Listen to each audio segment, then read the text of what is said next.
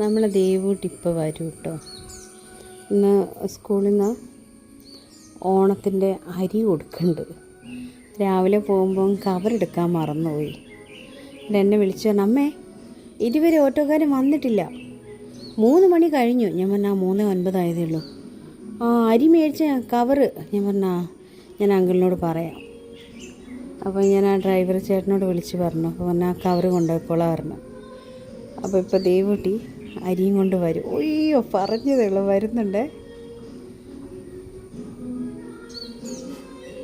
Correct auto അവിടെ വന്നിട്ടുണ്ട്.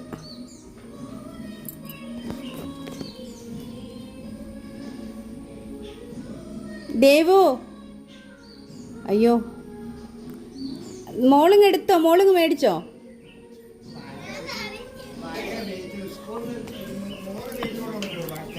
അയ്യോ